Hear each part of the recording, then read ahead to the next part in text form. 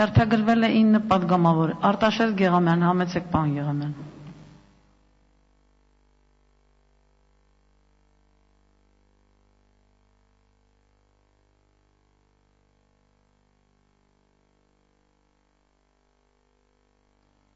Ես մտադրություն չունեի ելույթ ունենալ, սակայն այստեղ հնչեցին մեղադրանքներ կամ փորձ մեղադրելու, թե տերը տով է, իբր այդ բարքերն էին իրավաբանական ֆակուլտետում։ Խոսքը նրա մասին է, որ երբ ընդդիմություն էի, ըստ որում բավականին անողոք երկուստ եք քննադատության են ենթարկում իշխանության կողմից եւ իշխանությունը մեր կողմից, կային մարդիկ, ովքեր անպայման ամեն գնով ուզում են ինչ-որ վնասած լինեին եւ թույլ տեղը գտել են երեխաներից։ Եվ բարեբախտաբար շնորհիվ նրան, որ իրավաբանական ֆակուլտետի դեկան այդ ժամանակ Գագիկ Ղազինյանն էր, այդ փորձերը ձախողվեցին։ Ոչ մի կողմնակալ վերաբերմունք չեղավ։ Սա խոսում է մարդկային տեսակի մասին, բարձր մարդկային տեսակի մասին։ Պատե առիթ էի ման գալիս 13-14 տարի, որ ասեմ ես դա հասկացել եմ, որ դու վարվել ես որպես նախ քաղաքացի ազնիվ գիտնական եւ ազնիվ կազմակերպիչ։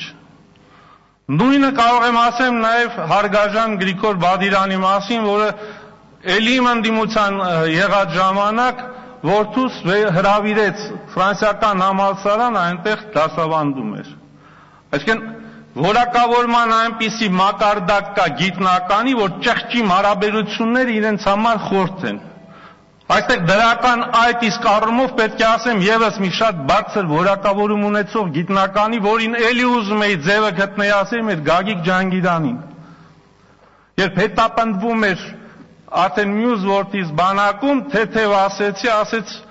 տեղում կկանխվի եւ մեր հարգարժան գեներալ Մանվել Գրիգորյանին տեղում զգուշացրեց եւ հարցը հարթվեց։ Պարզապես ոչ թե վերևից եկող հրահանգեր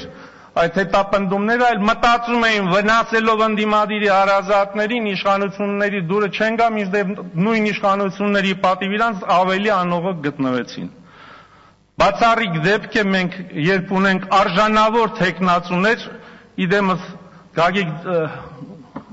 Ղազինյանի եւ Գրիգոր Բադիրյանի։ Եվ ես խնդրում եմ, եթե խնդիր կա քննադատել իշխանության այս կամ այն բացթողումը, թերացումը, երբեք մի անձնավորեք, որովհետեւ երկուսն էլ շատ բարձր կպային Հայաստանի իրավագիտական միտքը համապատասխան խորհրդում։ Շնորհակալություն։ Շնորհակալություն։ Խոսրով Հարությունյան։